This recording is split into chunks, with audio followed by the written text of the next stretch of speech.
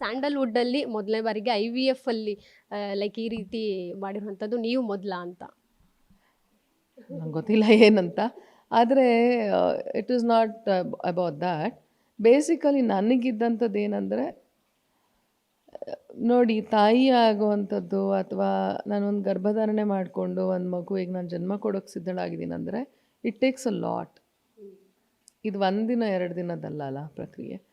ಆಮೇಲೆ ಆ ಪ್ರಕ್ರಿಯೆಯಲ್ಲಿ ಎಷ್ಟು ನನಗೆ ಸಂತೋಷ ಇದೆಯೋ ಅದರಲ್ಲಿ ಅಷ್ಟು ನೋವು ಸಹ ಇದೆ. ಅದು ಎಲ್ಲ ತಾಯಿಯರಿಗೂ ಗೊತ್ತಿರುವಂಥದ್ದೇನೆ. She goes lot of discomforts, every woman will go through that. ಆಮೇಲೆ ಇವಾಗ ನಾವೇನೋ ಆರಾಮಾಗಿ ಓಡಾಡ್ಕೊಂಡೆಲ್ಲ ಇರ್ತೀವಿ, ಇಷ್ಟೊಂದು ಪ್ರೊಫೆಷನ್ ಓರಿಯೆಂಟೆಡ್ ಆಗಿರ್ತೀವಿ. Then and with giving birth to a child you have to be prepared for many changes. ಅದು ಸಮೀರಾ ರೆಡ್ಡಿ ತುಂಬ ಮಾತಾಡಿದ್ದಾರೆ ನೋಡಿ ಅದ್ರ ಬಗ್ಗೆ. She underwent lot of depression. ಆಮೇಲೆ ಅವ್ರ ಕೂದಲು ಗಿದ್ಲು ಎಲ್ಲ ಹಾಳಾಗಿದ್ದು, ಅವ್ರು ತುಂಬ ಬೇರೆ she had put on lot of weight, ಈ ಥರದ್ದೆಲ್ಲ. ಆ್ಯಂಡ್ ಅದನ್ನು ಅವರೇ ಆಕ್ಸೆಪ್ಟ್ ಮಾಡ್ಕೊಳಕ್ಕಾಗಲಿಲ್ಲ, ಅಷ್ಟು ವೆಯ್ಟ್ ಗೇನ್ ಆಗಿದ್ದೆಲ್ಲ. ನಾನು ಏನು ಡೆಲಿಬ್ರೇಟಾಗಿ ನಾನು ಸಣ್ಣ ಇರಬೇಕಂತ ಏನಾಗಿಲ್ಲ. ಈಗ ವೆಯ್ಟ್ ಇನ್ನೂ ಜಾಸ್ತಿ ಗೇನ್ ಆಗಿಲ್ಲ ಅಷ್ಟೇ ನಂದು. ಬಟ್ ಐ ಡೋಂಟ್ ನೋ, ನಾಳೆ ದಿನ ವೆಯ್ಟ್ ಗೇನ್ ಆದಮೇಲೆ ನಾನು ಹೆಂಗಾಗ್ತೀನಿ. ಇವಾಗ Bipasha Basu, if you seen her, she is become so large and big. ಆಯಿತಾ, ಮತ್ತು ಪುನಃ ನಾನು ಇದೇ ಪ್ರೊಫೆಷನಿಗೆ ಹೋಗ್ತೀನಂದರೆ then she has to come back to her normal self, normal ಸೈಜಿಗೆಲ್ಲ ಆಗಬೇಕು. ಸೊ ಇಟ್ ಈಸ್ ಗರ್ಭಧಾರಣೆಯನ್ನು ನಾನೇ ಮಾಡುವಂಥದ್ದು, ಅದು ಇಷ್ಟದಿಂದ ಆಗಬೇಕು. ಆಯಿತಾ, ಫೈನ್, ಅದು ಅವರವರ ಆಯ್ಕೆ, ಅವ್ರವ್ರ ಪರ್ಸ್ನಲ್ ಇದು. ಬಟ್ ನಾನೇ ಗರ್ಭಧಾರಣೆ ಮಾಡ್ಕೊಳ್ಬೇಕು, ನನ್ನ ಗರ್ಭದಿಂದನೇ ನನ್ನ ಮಕ್ಕಳು ಹುಟ್ಟಬೇಕು ಅನ್ನೋಂಥದ್ದು ನನಗೆ ತುಂಬ ಇತ್ತು ಮುಂಚೆಯಿಂದನೂ. ನಾನು ಹಾಗಾಗಿ ಬಾಡಿಗೆ ತಾಯಿಯ ಗರ್ಭವನ್ನು ನಾನು ಆಯ್ಕೆ ಮಾಡ್ಕೊಳ್ಳೋಕೆ ಹೋಗಲಿಲ್ಲ. I have gone for this. ಈಗ ಮೇಡಮ್ ಹೀರೋಯಿನ್ ಅಂತ ಹೇಳಿದ ತಕ್ಷಣ ತುಂಬ ಜನ ಕನ್ಫ್ಯೂಷನ್ ಇದೆ. ಸ್ಯಾರೋಗೆಸಿ, IVF is complete 2 different things.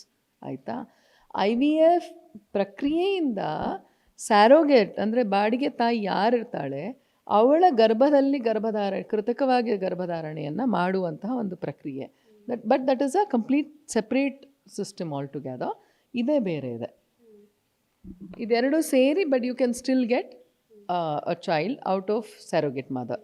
ಅದು Ekta Kapoor, Tushar Kapoor, Karan Johar, Nayanthara, everyone, they all, but they have not given birth to their own children. Yes. ನಿಮಗೆ ಸಿಕ್ಕಾಪಟ್ಟೆ ಫ್ಯಾನ್ ಫಾಲೋವರ್ಸ್ ಕೊಡೋಕ್ಕಾಗಲ್ಲ birth. Tusshar Kapoor can't, so they had to go for a woman.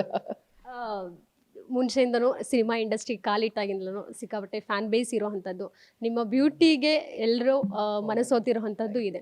ಆದರೆ ಎಲ್ಲೋ ಒಂದು ಕಡೆ ಪ್ರಶ್ನೆ ಬಂತು, Bhavana ಮೇಡಮ್ಗೆ proposals ಬಂದಿರ್ತವೆ, ಎಲ್ಲೂ ಒಪ್ಕೊಳ್ಳಿಲ್ವಾ ಅವರು ಆ ಸಂದರ್ಭದಲ್ಲಿ ಅಂತ?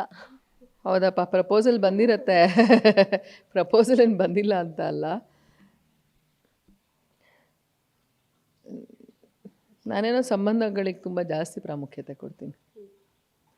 ಆಮೇಲೆ ಒಂದು ನನ್ನ ಜೀವನದ ನನ್ನ ನಿರ್ಧಾರ ಏನಂದರೆ, ನಾನು ಕಲಾವಿದೆಯಾಗಿ ಬರೀ ನನ್ನ ವೃತ್ತಿ ಅಷ್ಟೇ ನಾನು ಮುಂದುವರ್ಸ್ಕೊಂಡು ಹೋಗೋದಲ್ಲ, ವೃತ್ತಿಯಾಗಷ್ಟೇ ಅಲ್ಲ, ನಾನು ಕಲಾವಿದೆಯಾಗಿ ನನ್ನ ಜೀವನ ನಡೆಸಬೇಕು ಅಂತ ಅಂದ್ಕೊಂಡವಳು. ಹಾಗಾಗಿ ಒಂದು ಕಲಾವಿದ್ರ ಜೊತೆಯಲ್ಲಿ ಯಾರಾದರೂ ಒಬ್ರು ಇರಬೇಕು ಅಂತ ಹೇಳಿದ್ರೆ, ಆಮೇಲೆ ಅವ್ರ ಜೊತೆ ಜೀವನ ನಡೆಸಬೇಕು ಅಂತ ಹೇಳಿದ್ರೆ, it is a different thing. ಯಾಕಂದರೆ ಇಟ್ ಈಸ್ ನಾಟ್ ಅಬೌಟ್ ನನಗೆ ತಿಂಗಳು ಇಷ್ಟು ಸಂಬಳ ಬರುತ್ತೆ, ಇನ್ನೆಲ್ಲೋ ಅಲ್ಲಿಂದ ಇನ್ನೇನೋ ಇನ್ಕಮ್ ಇದೆ. It is not about that. ಒಂದೊಂದು ಸತಿ ನಮ್ಗೆ ಇನ್ಕಮ್ ಇರುತ್ತೆ, ಒಂದೊಂದು ಸತಿ ಇರಲ್ಲ. ಆದರೂ ಏನೇ ಆದರೂ ನನ್ನ ಶೈಲಿಯಲ್ಲಿ ಏರ್ಪೇರಾಗದೆ, ಜೀವನ ಶೈಲಿ ಮಾತ್ರ ಅಲ್ಲ, ನನ್ನ ಮನಸ್ಥಿತಿಯಲ್ಲಿ ಏರ್ಪೇರಾಗಬಾರ್ದು. ಈಗ 2 ತಿಂಗಳು ಸಂಬಳ ಬಂದಿಲ್ಲ ಅಂತ ಹೇಳಿದ್ರೆ ತಲೆ ಕೆಟ್ಟೋಗುತ್ತೆ. ಒಂದು ಕೂತಲ್ಲಿ ನಾವು ದಿನ ದುಡಿತಾ ಇರ್ತೀವಿ, ನಾಳೆ ದಿನ ದುಡಿಮೆ ಇಲ್ಲ ಅಂತ ಹೇಳಿದ್ರೆ you tend to be more disturbed. But for an artist that is not important. ನಾನು ಯಾವತ್ತು ಹಣಕ್ಕೆ ಬೆಲೆ ಕೊಡ್ತೀನಿ, ನಾನು ಅವತ್ತು ಕಲಾವಿದೆಯಾಗಿ ಉಳಿಯೋಕ್ಕೆ ಸಾಧ್ಯನೇ ಇಲ್ಲ.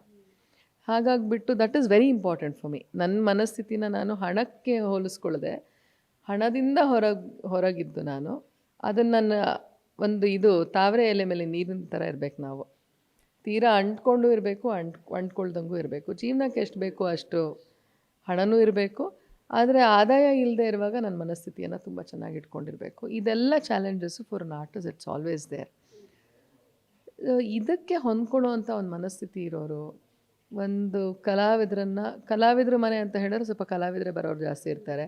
ಅದೇ ನಾವು ಮಾತಾಡೋದೇ ಬರೀ ಅಡುಗೆ, ಕಲೆ, ತಾಳ, ರಾಗ ಇದನ್ನು ಮಾತಾಡ್ತಾ ಇರ್ತೀವಿ. ಅದು ಬೇರೆಯವರಿಗೆ, ಇವಾಗ somebody who is in to earning or a business man ಅಂದರೆ ಅವ್ರಿಗೆ ಅದೆಲ್ಲ ಸಹಿಸ್ಕೊಳ್ಳೋಕ್ಕೆ ಆಗಲ್ಲ, ಅದು ಹತ್ರನೂ ಹೋಗಲ್ಲ ಅವರಿಗೆ. ಸೊ ಇದೆಲ್ಲ ಮೆನಿ ಫ್ಯಾಕ್ಟರ್ಸ್. ಹಾಗಾಗಿ ಸಂಭವವಾಗಿ not many could please me, I guess. ಅಂದರೆ ಪ್ರೆಷರ್ ಎಷ್ಟಿತ್ತು ನಿಮಗೆ ಆ ಸಂದರ್ಭದಲ್ಲಿ ಮದುವೆ ಆಗಿ ಭಾವನಾ ಅವರೇ ಅನ್ನುವಂಥದ್ದು? ನಮ್ಮನೇಲಿ ತುಂಬ ಇತ್ತು, ನಮ್ಮಮ್ಮಂಗೆ ತುಂಬ ಆಸೆ ಇತ್ತು ನನ್ನ ಮದುವೆ ಆಗಲೇಬೇಕು ಅಂತ. But I was not ready for it. ಯಾಕಂದ್ರೆ ನಾನು ಕನ್ವಿನ್ಸ್ ಮಾಡ್ತಿದ್ರಿ ಅಂತ? ನಮ್ಮಮ್ಮಂಗ ನಾನು ಹೇಳಿದೆ, ನೋಡಿ ಅಮೇರಿಕಾದಲ್ಲಿ ಸಾಫ್ಟ್ವೇರ್ ಇಂಜಿನಿಯರ್ ಎಲ್ಲ ಕೇಳ್ತಿದ್ದಾರೆ ಮದುವೆ ಆಗಲ್ಲ ಅಂತ. ಅಯ್ಯೋ ಸಾಫ್ಟ್ವೇರ್ ಇಂಜಿನಿಯರ್ ಎಲ್ಲ ಬೇಡ ಬೇಡ ಅಂತ ಇದ್ರು. ಆದರೆ ನಮ್ಮಪ್ಪ ಅಮ್ಮ ನಮ್ಮ ಜೊತೆ ಸೇರ್ಕೊಂಡು ಅವರು ಒಂಥರ ಇದರಲ್ಲೇ ಮುಳುಗ್ಬಿಟ್ಟಿದ್ದಾರೆ, ಇದೇ ಪ್ರಪಂಚದಲ್ಲೇ. They were also looking for somebody artistic, ಆರ್ಟಲ್ಲಿರೋರೆ ಅಂತ. But it was not that easy.